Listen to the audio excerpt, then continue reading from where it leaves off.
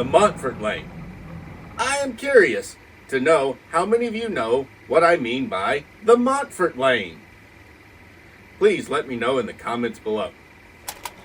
Today, I'm going to change it up a bit and head over to a little roadside cafe for some coffee and tell some stories I heard over the years about Monfort of Colorado.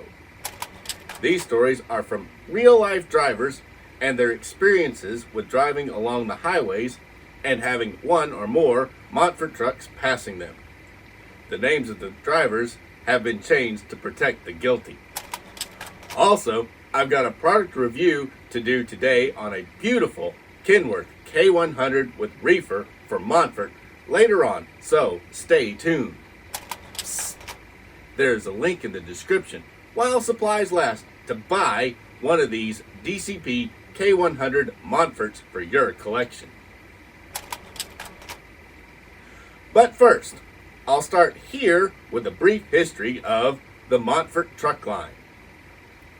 Monfort Transportation began not as a truck line, but as a feedlot operation in 1930 as founder Warren H. Monfort's cattle feedlot north of Greeley, Colorado. Starting with 18 head in the midst of the Great Depression, Monfort began to buy additional range cattle for his feedlot. During this period, many farmers had begun to use tractors instead of horses in their fields, creating a huge surplus of corn. By taking advantage of the surplus feed, Monfort became a pioneer in providing packing plants with well-fed cattle year-round. The feedlot grew quickly into one of the largest in the country, with a 3,500 head capacity in the midst of World War II, 8,000 by 1950, and 32,000 by 1960. During the 1960s, the feedlot expanded rapidly into the first 100,000 head feedlot by 1968. While Monfort's increased capacity for cattle was impressive, it was the company's extensive vertical expansion and integration efforts during the decade that made it a major player in the meat industry and began its transition into the self-styled complete meat company.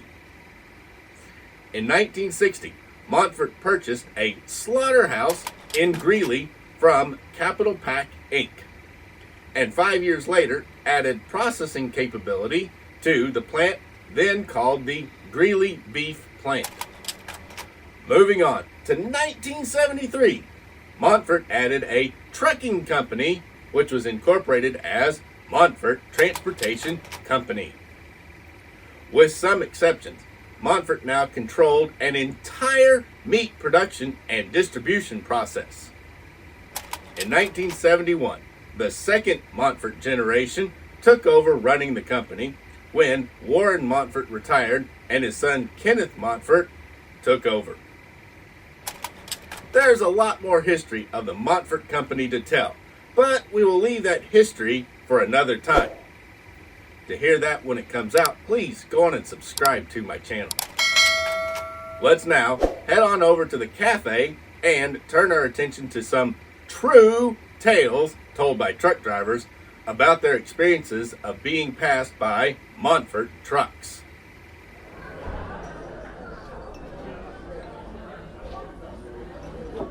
Well, I've got my coffee and my burgers on and will be here in a few minutes. So, let's go on and tell those stories about the Monfort drivers. Drivers said no one could keep up with Monfort trucks. A group of them would pass you fast enough at night that you would just see the lights of the trailer on the last one. I overheard one young driver thanking another older driver for a picture of a Monfort truck that the older driver had given him. Then the older driver, he started to tell us this story. I remember seeing those Monfort of Colorado, orange and yellow KW K-100s. They were called circus wagons, running across I-80 in the late 70s. I believe they ran that 425 Cat 1693 motor. And the story was, the teams made 2 turns a week from Colorado to New York City with boxed meat. Do you know that was a 1,700-mile round trip in those days? Man, I don't know how they did it. They must have thought that they owned the hammer lane.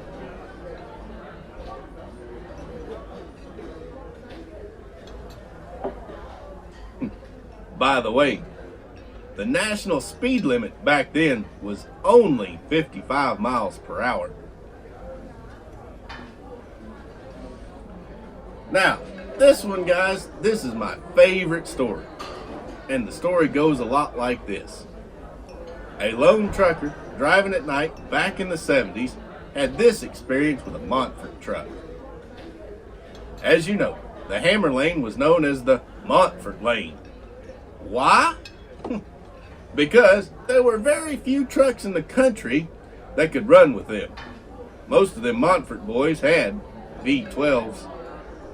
They hauled swinging beef from Greeley, Colorado to everywhere and anywhere. I remember one dreary night rolling across Nebraska on I-80, somewhere between North Platte and Grand Island, when I spotted headlights rapidly approaching in my mirrors. A voice loomed on the CB and asked if I had any coffee. To which I replied, "Sure do." In fact, I had 2 thermoses of coffee, which I had just filled up at Sap Brothers in Sydney. "Would you be willing to share some?" came the question. "No problem," I replied. "Where are you at?" He came back with, "Coming up on your back door." Before I could bat an eye, a large truck was beside me in the hammer lane. The Monfort truck. The driver said, "Hold her steady, driver. Back her down to about 50 and roll down your window." I complied and backed it down to the speedometer read 50 miles per hour. I glanced over at the passenger door of the Monfort truck, and it opened, and out onto the steps stepped the co-driver. I took the thermos in the hand and I held it out my window as far as possible, and the Monfort driver reached out and grabbed it, and he retreated within his cab. After about 5 minutes, his door opened again, and the co-driver stepped out and handed back my thermos. "Thanks, partner," he remarked as he put the pedal to the metal and left me staring at his trailer lights pulling away in the night. Several months later, though, I happened to be parked in Denver when a driver walked up to my truck. "Hey, I remember you. You're the driver we got coffee from going across Nebraska." "Yup, I'm the one." And with that, we went inside and chatted for a while. It seems that they had left the terminal with the load of swinging and both forgot to fill their thermoses. I asked him if they did that often, referring to the standing on the steps while rolling down the road. "Nope," he replied. "That was the first time and hopefully the last. But we really needed our coffee and didn't have time to stop." That has to rate close to the top as the strangest things that I've seen while cruising up and down the highways. These are all true stories, related to me by truckers over the years, and well, we all know the reputation of a trucker story. So, you can believe them if you want to, or if you've been enjoying these tales, please go on and smash the like button and subscribe for more of these great tales from the highway. Well, I hear the waitress coming with my burger, so I'm going to eat, and then we'll go on over to the rock quarry and talk about the DCP K-100 from Monfort of Colorado. And here we go, guys. This is the first time Monfort has actually been done pretty much correct for a Monfort fleet truck. This is the K-100 Kenworth with vintage 40-foot reefer van trailer for Monfort of Colorado. Now, underneath, show you the item number. It is 60-0831, and this is a member of the Fallen Flag series that is already sold out at First Gear. It was actually sold out before they even came out. You can see the white paint with the fancy Monfort of Colorado paint job on it, and you can see the silver stripe that runs down the bottom. There's marker lights on the roof. No DOT striping because it wasn't required back in the day. It is a tandem axle with 10-hole chrome wheels and nice soft rubber tires on each one with working suspensions. Also, it has trailer number on the corner that says 616. Underneath, the air brake canisters on each axle. The suspension sort of looks there. Nice axle detail. The bars that make it look like the tandems will slide, but they really don't. A bracket that holds the air lines underneath, and also a spare tire carrier with a wheel and tire on it. Then, it's the same body silver. There's a fuel tank there. It has landing gear that is the screw down type that DCP makes, but the X braces in the center are painted black while the rest of it is silver. The kingpin is there, and it has a date of manufacture, which is 2/02/20. So the 202nd day of 2020 is when this truck went down the assembly line. Round to the back, it has Monfort of Colorado beef lamb detail, and then it has another Monfort of Colorado logo. There's a little door there that you can peek in. The hinges are tampoed silver, so is the cam locks and the latches and the ring around the door. The bumper is silver. The brake lights are, the inner light is red and the outer light is amber for turn signals. Going up to the roof, it's silver except for Monfort put trailer number up there on the corner of every truck. Pretty cool. And this is trailer 616. Round to the front, and there's the vintage Thermo King Reefer. You can see the truck number on each side. Down here is where your airlines, the detail where they would hook up. And this here is the legend that began his fleet, Kenworth K-100s. It's got Monfort of Colorado, Greeley, Colorado, and it's got its ICC MC number on the driver's door. Then it's got other numbers on the sleeper toolbox door. The door handles are tampoed in silver.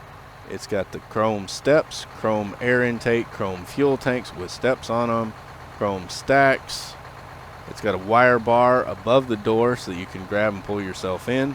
The vent is painted in the body matched yellow for the sleeper vent. Chrome mirrors, chrome spotlight there, and beautiful chrome wheels and soft rubber tires. Quarter fenders are also chrome. Again, it'd be nice if they do a true aluminum bud style wheel, but I understand why they don't. It's just cost savings. Round to the front, it's got a straight bar front bumper, Kenworth grill with the Kenworth logo at the top, and then you can see individual jewel style headlights in two on each side. It's got a truck number right there on the corner. This is truck unit number 530. It's on both corners right there. The windshield wipers are not super well defined, but they are tampoed in silver. There's two little wire rings for the grab bars so you can pull yourself up to wash your windows. The center bar in the upper window is a die-cast piece, and the window goes right behind it with a little black trim around it to make it look like it's got gaskets. And then there's a body matched visor up top. Pretty nice. Round to the passenger side. Oh, it's also got the Kenworth on both sides right there above the front wheel written out. This one has got the fuel tank with the black bands but no steps on it. Air tank battery box with a little mud flap on it. Numbers, logo, steps, and stack. There's also the chrome fender there. Pretty cool.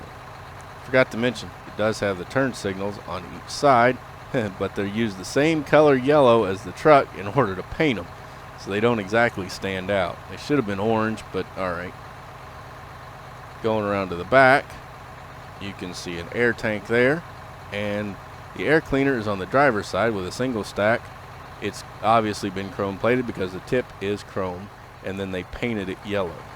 There's also a black elbow on it. On the back, you can see backup lights, brake lights, and black mud flaps. There's a pogo stick, but there's no hoses hanging on it, and there's a diamond plate deck plate. The fifth wheel pivots a little bit. Nice. The cab on these guys does tilt. It clips open, and there you go. You can see a detailed 6-cylinder diesel engine. It's painted in white. You can also see the air intake piping, the exhaust piping, and everything else underneath there. And Kenworth was cool. They put this little grill behind there instead of just having an open space like most of the cab overs had. They'd put a little grill area. That was nice of them. And you can look under and see the rest of that engine. This cab just does click in place so that you can pick it up this way, and you won't really risk breaking it. Up on the roof, it's got the individual bullet style roof lights with silver tampo on the back and little orange on the front for the lenses, plus two air horns, and those are chrome plated. Underneath, you'll find the bottom of the white engine, a red transmission, drive shaft, differentials, air brake canisters, and a whole bunch painted in Monfort orange, as they used the body painted the frames instead of just going with black like so many people did. Steering is positionable. It clicks in place. Now let's go on and hook these two up. To do that, I need to raise up this landing gear here. This is probably the best and most accurate Monfort that they have done, and it is the Kenworth K-100 110-inch double bunk COE cab over engine cab with 40-foot refrigerated freight van trailer for Monfort of Colorado out of Greeley, Colorado. How many of you have a Monfort truck in your collection? Let me know which one down in the comments below. If you don't have one, I've got a few left of the long sold out Fallen Flag from DCP by First Gear. The link will be in the description below until the very limited supplies run out.